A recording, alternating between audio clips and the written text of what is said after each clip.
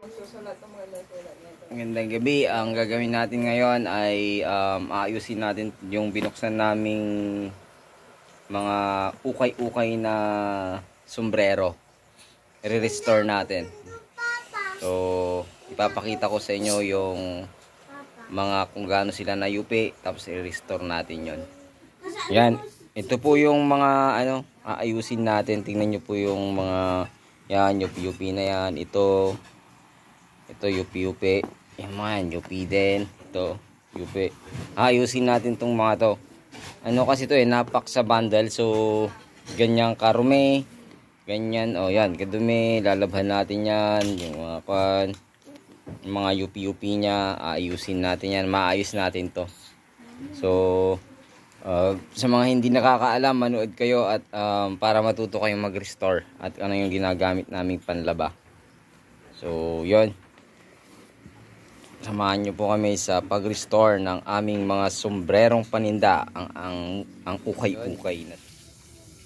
Start tayong maglaba. Ito po yung napili nating laba, marurumi. Yan. So, ang paglalaba kasi nito, isa-isa lang para hindi siya maghalo-halo yung kulay. So, una mong gagawin pag ganito karumi, magpakulo ka ng tubig. Kumukulo, yon. Tapos, buhusan mo to ng kumukulong tubig para lumambot yung mga dumi.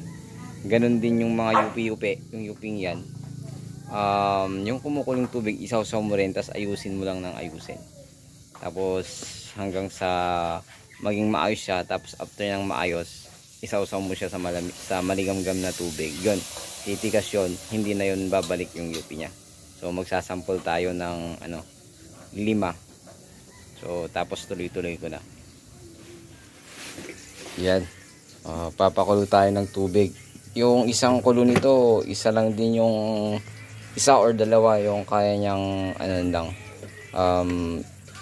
kayang labhan. Hindi pwedeng magkasabay yung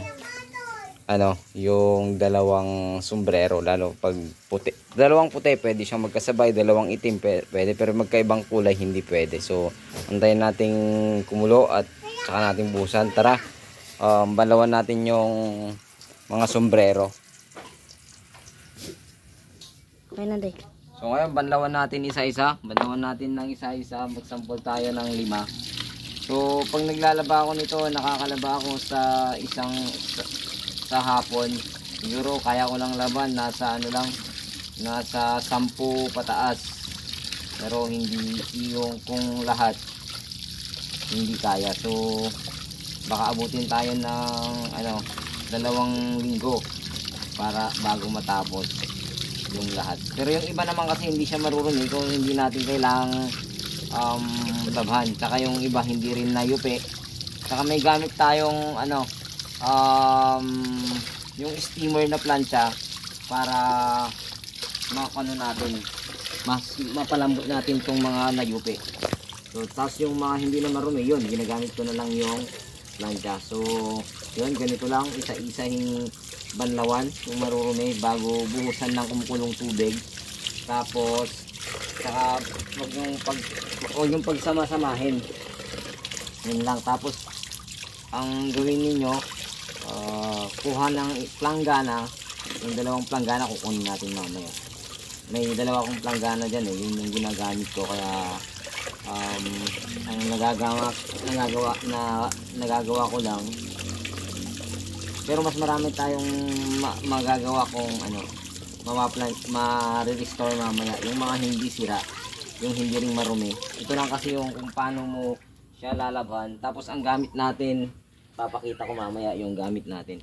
Hindi po tayo gumagamit ng yung powder. Hindi ako gumagamit nun.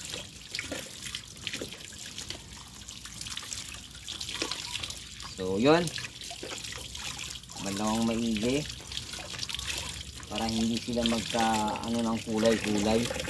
So pwede natin isabit dito, tapos susunod din sa ito yung pinakamarumi. So ito yung uunahin natin mamaya. Ayun, kunin natin yung kumukulong tubig. So ito, tara, buhusan natin. So ito yung uunahin natin, ito, tsaka itong puti na lang ito. Ito. Dalawang ito yung uunahin natin. So ilalagay natin muna dito. Yan. Ilalagay natin. Tapos bubuhusan natin ng kumukulong tubig. Kumukulo po ito. Mainit. So mag-iingat. Dapat malayo ka din para hindi mo mabuhusan yung sarili mo. Sakto lang, dalawa pala yung kaya nito. Dalawang sombrero. Yan. Maliit kasi itong pinagpapakuluan. Pero yung pag gusto mong ayusin yung brim, yung nayupi-yupi, pwede kang magpakulo sa kaserola, tapos isawsaw mo na lang doon. Sawsaw mo kahit 4 na beses hanggang sa maayos mo yung yupi. Yun, pwede na yun. Ito. Babad lang natin. Yan. So, ibabad natin. Yan. So, ipapakita ko lang sa inyo yung may yupi kasi ito. Kunyari yan, sinawsaw mo sa mainit na tubig, aayusin mo lang na ganyan. Lumambot na kasi siya. So, pag lumambot na siya, madali na siyang ayusin. So, naaayos mo siya. Mainit nga lang. Yan, mainit. Pero, ang lambot na yan, yan, pag naayos mo na yan, mamaya, isasawsaw natin sa tubig na maligamgam. Pag naayos mo na kasi, oh, yan. Yung yupi-yupi niya, naaayos na. So yan, babad muna natin para matanggal yung dumi. So lagyan natin ng dishwashing na lang. Mahal kasi yung shampoo. So dishwashing liquid na lang. Yan. Kahit kunti lang naman to kunti lang yung magagamit. Yan. Dishwashing liquid dyan. Ibabad natin ng kahit mga 5 to 10 minutes. Yan. 5 to 10 minutes lang. So mainit, so kailangan gumamit kayo ng yan, ganyan. So balikan natin mamaya. So ito, umpisa na natin laban tong puti. So ito lang, dapat smooth lang, huwag masyadong yung pag brush mo. Yan, yan lang.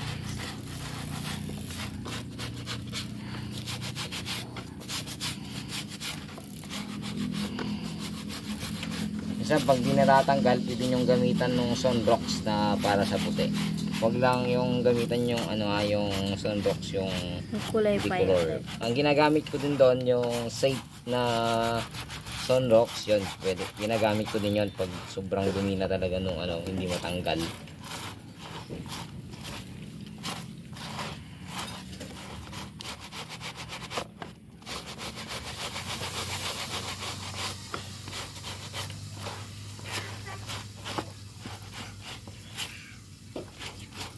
Madumi din ko kanina, natanggal din yung mancha niya dito. Yung mancha dito kanina pero ito may natitira lang siya. Pero to pag nilagyan mo ito ng ng tawag dito yung sa Sunrox, matatanggal yan. Gamitin mo mamaya ng Sunrox na din. Yun, kahit konti lang para maayos lang. Then ayusin ko lang itong brim niya. Tapos basahin natin para tumigas. Para hindi na siya bumalik yung yung yupe. Basahin natin agad pagkagaling dun sa mainit na tubig para titigas siya. Ingat lang baka mapasma kayo. Yan. So tuloy natin banlawan mamaya. Lagay ko muna dito. Papalawan ko mamaya. Tutuloy lang natin laban yung isa. Papakita ko sa inyo kung paano tinatanggal ng kumukulong tubig yung dumi. Yan, ang dumi. Grabe yung dumi niya. Yan, nakalimutan kong pinakita kanina. Ganyan siya karumi, yung tubig. Ang dumi na niya. Marumi pa rin siya, sobrang dumi nito. So, laban natin. Grabe yung dumi niya. So, kumbaga ito puti naman to, pwede natin gamitin mamaya dito. Puti kasi yung ginamit yan. So, pag katapos nating i-brush dito kasi ang dumi, okay, matatanggal. Grabe yung puti niya. I-brush din natin mamaya doon sa kabila. Kasi sobrang dumi na itong tubig nito Grabe yung dumi ng tubig nito. Ano, natatanggal na Ewan ko kung ano yung dumi yun, pero ang galing. Ang galing din ng ano, dishwashing. Tsaka yung tubig na mainit talaga yung tumutulong para matanggal. Ayan.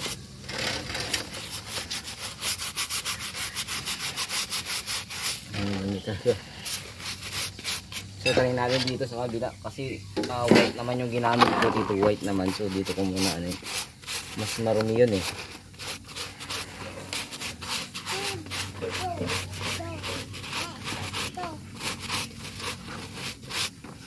Ito wag nyo ibibilad sa araw. Pag magbibilad ko, dapat nakasabit lang sa loob ng CR, ganon. O kaya pag gabi, pwede mong isabit sa labas. After tumulo lahat ng tubig niya, tsaka mo ipasok sa bahay nyo. Pwede po yun. Kasi para hindi magpupas yung sombrero. Kahit anong sombrero po, mas magandang ang panlaba po natin ay dishwashing or shampoo. So yun, tapos na yung dalawa. Panlawan natin. Unahin natin yung puti.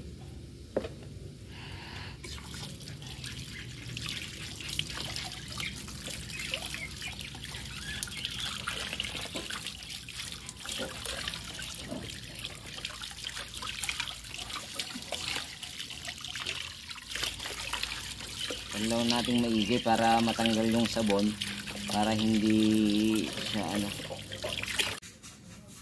Ayun, ito yung ano, pangalawang lalagyan natin. Marumi rin sila. So, ayan natin. Tingnan mo yun, tumataas yung brim nya. Ayan. Kumukulong tubig kasi tatanggalin niya yung mga tumigas na dumi. Palalambutin niya pala. Ayan.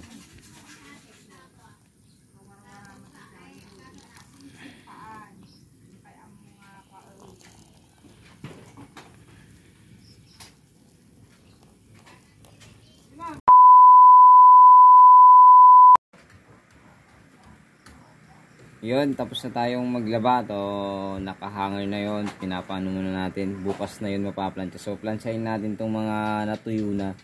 Yung mga natuyo ng nilabhan namin. So, at saka yung mga hindi marumi, paplansyahin natin ngayon. Ito, ginagamit ko to para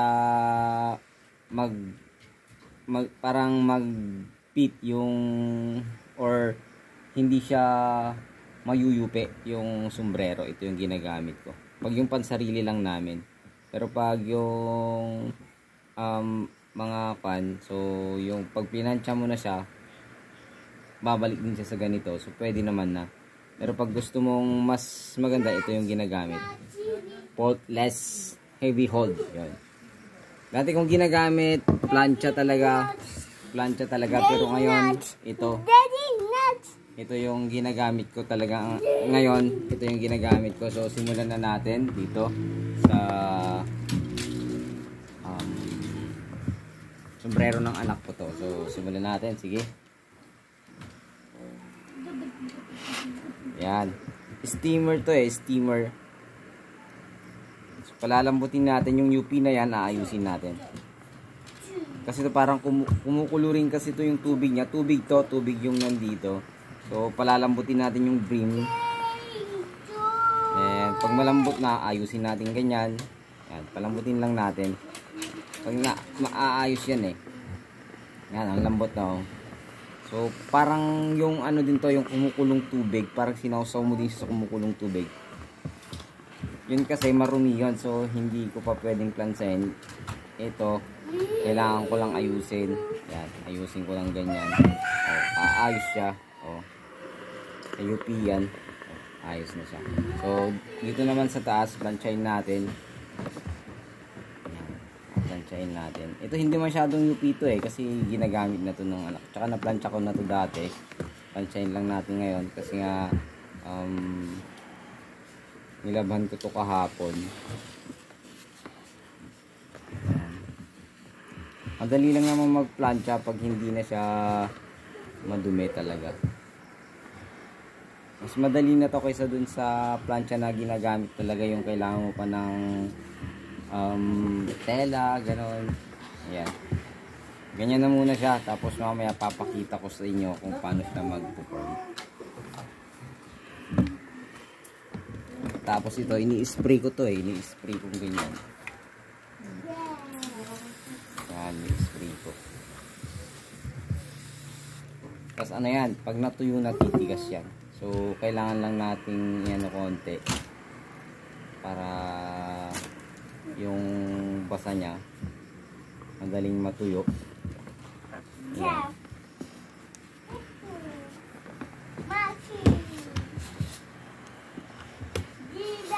After ng ilang minutes or seconds lang to, magiging okay na to. Hayaan lang natin dun sa, hindi ko pa pala naipakita tong ginagamit ko. Yung ginagamit ko eh. Na ano, binili ko rin to. Ang tawag dito moldehan ng cup, sabi nila eh. So ito yung ginagamit para mag-restore ng cup. Ayusin natin tong golden state. Medyo nag-fade na yung kulay nito kasi laging nagagamit ng anak ko. Tanggalin lang natin yung UP niya. Yan! No! Yan! No!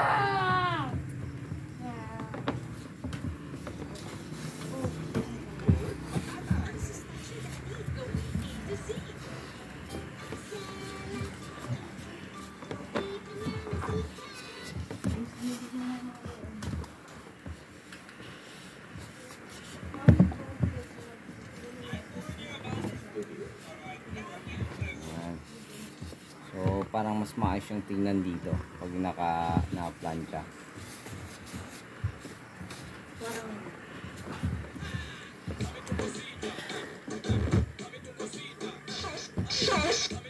So hahanap ako ng ano, planchain natin. Ito UP.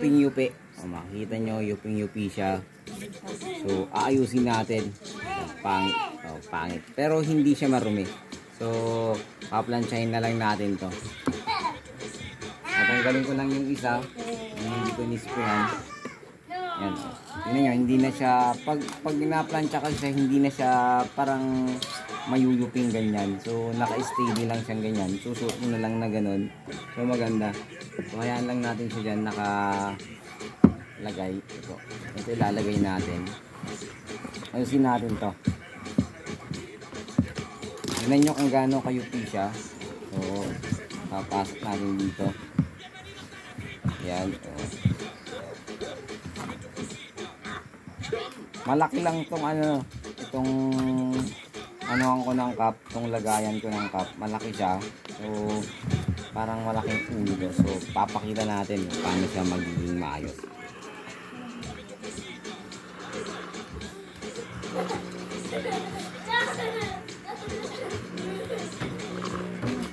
Yan. Kanina hindi nyo kasi makita maigi yung ano niya. Ngayon ito, tignan nyo yung UP niya talagang natatanggal.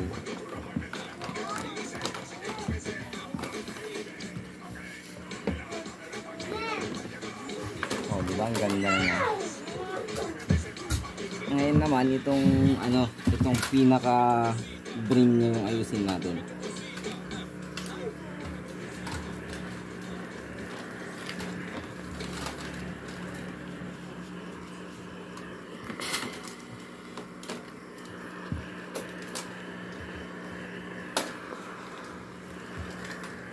So ganito lang ang ginagawa ko para syempre mabenta ko rin siya.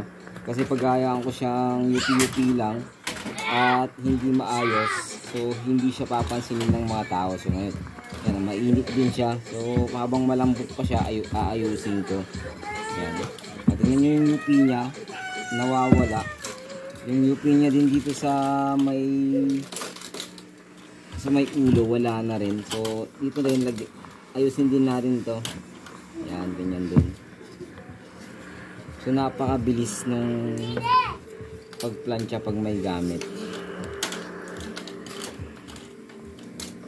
Yan. So ayan. Okay na yan. So ito, may kunti pa ito. So ayusin natin. sa gilid niya.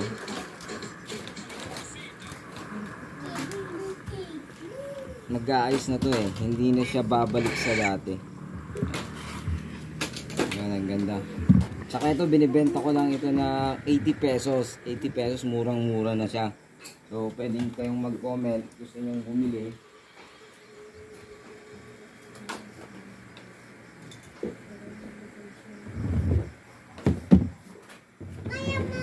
So, yung tubig talaga yung ginagamit ko.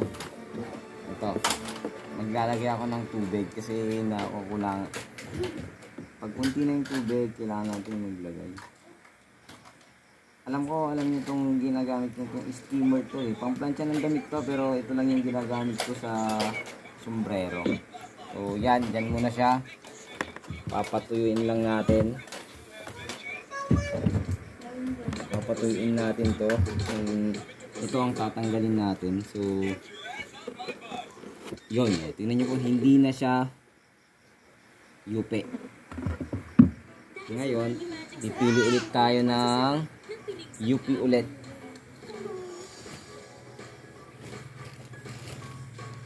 Ngayon, ito naman, yung medyo matigas. Talagang yuping-yupi siya. Oh, yuping-yupi.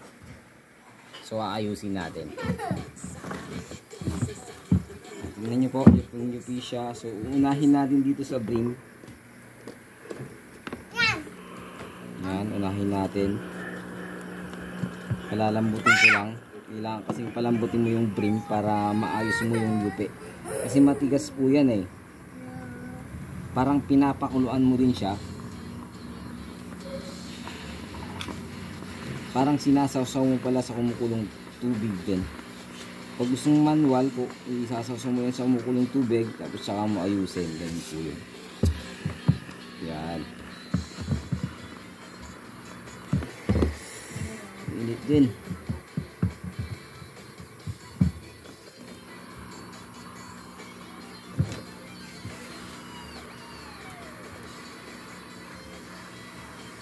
Yan. So ayusin natin para umayos yung brim niya. Dito kasi hindi mo siya masyadong maayos, pero pag dun sa kumukulong tubig lalambot talaga siya. Talagang ilalagay mo yung sakto, tapos isasaw-saw mo siya sa maligamgam na tubig or malamig na tubig, titigas siya. Hindi na siya babalik sa dati. Ito rin, di rin siya bumabalik, pero meron lang medyo halatang konti, pero maayos yan. Tsaga-tsaga lang habang pinaplansya natin yan. Tanggalin natin yan. Tingnan natin kung ano kalalabasan. Tanggalin natin yung mga yupi. Medyo mainit lang to eh.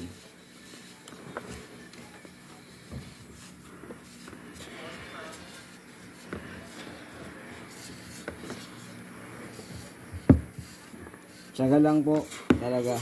Yung ito sigurado aabutin ako ng ilang linggo nito sa pag-aayos yung lahat ng mga sombrero. Isang bundle po kasi ito. Hindi ko na na-videohan. Pero may video po ako nung maraming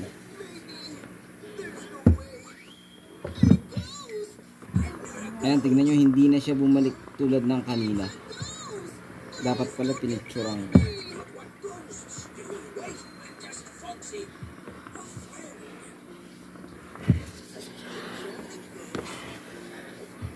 Tignan nyo, hindi na siya yupi ulit. Oh, okay na siya. So, di ba? Yung brim niya okay na rin siya. Kunting-kunti na lang. Yung tsatsagahin to, maayos. So, yan muna siya. Natatanggalin natin itong isa. Tingnan po natin. Hindi na po yan ulit gagalaw. Oh. Maayos na siya ulit. Pwede na siyang gamitin. Yan. Oh. Ganda siya. So,